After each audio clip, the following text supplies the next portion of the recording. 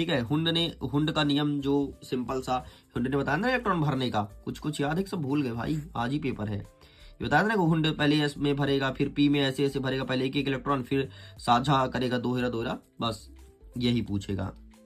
Next कह रहा है रदरफोर्ड के परमाणु मॉडल की कौन सी कमियां थी, वह बोर के परमाणु मॉडल क्या है। ठीक है, तो बोर अलग पूछेगा और रदरफोर्ड अलग पूछेगा। एक प्रश्न ये है, दूसरा प्रश्न ये है, दोनों को मर्ज करके लिखा गया क्योंकि संबंधित क्वेश्चन था इसलिए। ठीक है, नेक्स्ट कहता है कि समस्थानिक क्या है, एक प्रश्न बनेगा, और संभारिक क्या है, दूसरा प्रश्न बनेगा, और दूसरे सेट में क्या बनेगा, समस्थानिक और संभारिक में अंतर। देखो सेट नंबर ए में आ रहा है कि समस्थानिक क्या है, सेट नंबर बी में आ रहा है संभारिक क्या है, सेट नंबर सी में आ रहा है कि इन दोनों में अंतर बताओ समस्थानिक और संभारिक में। ऐसे क्वेश्चंस फ्रेम हो रहे हैं। नेक्स्ट कहता है कि क्वांटम संख्या क्या है, वो कितने प्रकार के होते हैं, है ना। तुम सुने होगे चुंबकीय क्वांटम संख्या, दुगंसी, चक्रण, है ना, उसी की बात कर रहा है जो 4 प्रकार का होता है।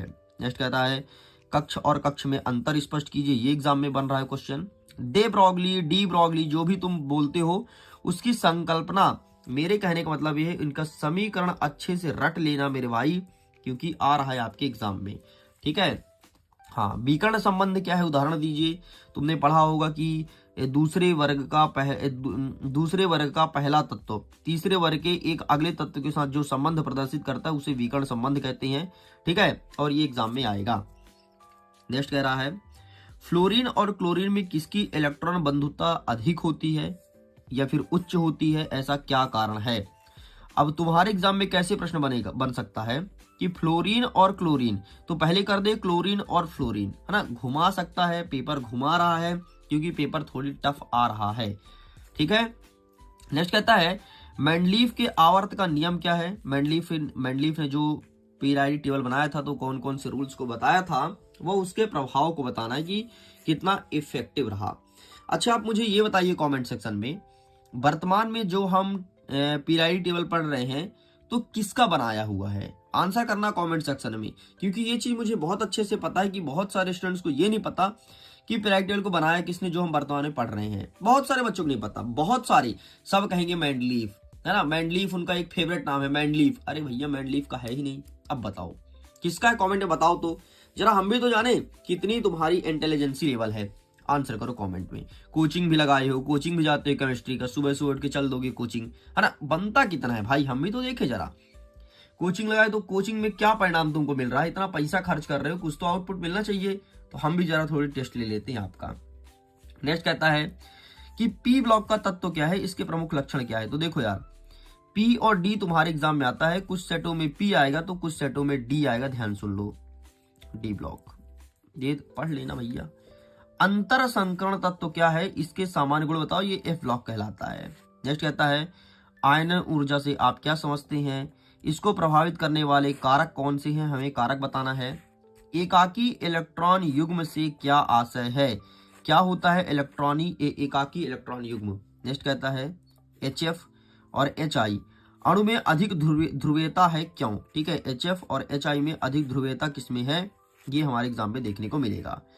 नेक्स्ट कहता है द्विध्रुव आघूर्ण से क्या आशय है, क्या होता है द्विध्रुव आघूर्ण, इसे भी प्रूव करना है।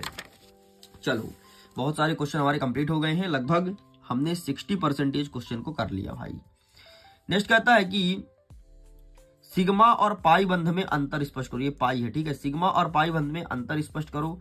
आबंध कोटि सारे सेटों में नहीं आ रहा, इसलिए छोड़ सकते हो, बाकी सिग्मा पाई मत छोड़ना। नेक्स्ट कह रहा है कि NH3 मतलब अमोनिया और NF3 में किसमें अणु में द्विध्रुव आघूर्ण अधिक है और क्यों। वैद्युत संयोजी यौगिक तथा सह संयोजी में अंतर बताना है कि क्या होता है वैद्युत संयोजी, क्या होता है सह संयोजी। ठीक, इसमें अंतर स्पष्ट कीजिए।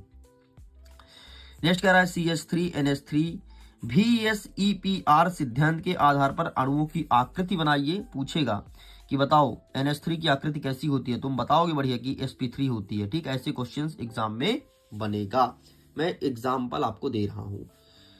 नेक्स्ट कह रहा है कि ऊष्माक्षेपीय अभिक्रिया क्या है, ये हमें बताना है, और साथ में ऊर्जा संरक्षण का नियम 100% सारे सेटों में आ रहा है, ऊर्जा संरक्षण का नियम। ठीक है, तो ये तैयार करना है और ऊष्माक्षेपी भी तैयार करना है। आपको पता है ऊर्जा संरक्षण का नियम अभी हाल ही में कक्षा 10वीं के विज्ञान के पेपर में भी आया था। हैस का नियम क्या है, और आपको बताना है एक नेक्स्ट दूसरा प्रश्न। ठीक है, ये और नहीं होगा, ये दूसरा प्रश्न है कि पी डेल वी बराबर एनआरटी, मतलब कुछ नहीं यार, आदर्श गैस समीकरण पी वी बराबर एनआरटी, इसको प्रूफ करना है, बस यही पूछा है हमारे परीक्षा में। ऊष्माधारिता क्या है, 2 नंबर का प्रश्न बनेगा। साथ में Cp माइनस Cv बराबर R, इस व्यंजक को स्थापित करना है। नेक्स्ट कह रहा है सिद्ध करना है कि डेल H बराबर del U plus P del V, ये हमें प्रूफ करना है। मुक्त ऊर्जा किसे कहते हैं, ठीक है, मुक्त ऊर्जा फ्री एनर्जी क्या होता है। नेक्स्ट कह रहा है लुईस अम्ल और लुईस क्षार से क्या आशय है, ये एग्जाम में आएगा। गैसों में द्रवों को विलेयता पर दाब तथा ताप पर क्या प्रभाव पड़ता है, ठीक, ये हमें तैयार करना है। सम आयन प्रभाव क्या है, वह बफर विलयन का उपयोग बताइए। सम आयन प्रभाव, बफर विलयन, ये हमारे एग्जाम में देखने को मिलेगा। नेक्स्ट कहता है ली सैतेलिए का नियम, ठीक है, ये इसका रूल्स बताना है क्या है। साम्य स्थिरांक केपी और केई में संबंध तैयार करना है नेक्स्ट चैप्टर से। बस कुछ ही प्रश्न बचे हैं, मुश्किल से 2 से 4 प्रश्न और बचे हैं, वो देख लो फटाफट, फिर खत्म करते हैं अपने क्लास को, ठीक है। नेक्स्ट कहता है कि ये अभी जो नीचे क्वेश्चन बताऊंगा ना, ये 100% आ ही रहे हैं कंफर्म, और सारे सेट वाले क्वेश्चन हैं। इलेक्ट्रॉन स्नेही नाभिक स्नेही में क्या अंतर है। क्रियात्मक समूह, अनुनाद और प्रेरक समूह को समझाइए, ठीक है, अलग अलग है, 2-2 नंबर के बनेंगे। IUPAC नाम लिखने वाले कुछ क्वेश्चन आएंगे, देख लो, ये कुछ सेटों के लिखे गए हैं, सारे सेट के नहीं है, ठीक है। वेंजल्डिहाइड, एसीटेन और इथेन, इसे संरचना सूत्र बनाना है। स्थान और क्रियात्मक समावेशता क्या होता है। इलेक्ट्रोमेरिक और प्रेरक प्रभाव में अंतर स्पष्ट कीजिए, ठीक है। हाँ, फ्रीडल क्रॉफ्ट पढ़ लेना, हाकल पढ़ लेना, कोलवे पढ़ लेना, ये तीनों पढ़ लेना, माँ कसम खा के कहता हूँ भाई, पढ़ लेना, है ना, क्योंकि आ रहा है। BHC का फुल फॉर्म, ये उपयोग हटाओ, BHC का फुल फॉर्म क्या है, पराक्साइड का प्रभाव, मत पढ़ना, ठीक है, सारे सेट में नहीं है। अब ये बेंजीन बनाना है तो नाइट्रोबेंजीन, टाइलविन बेंजीन प्राप्त करना है, ठीक है। और ये कुछ क्वेश्चन और नीचे लिखा गया है, खत्म।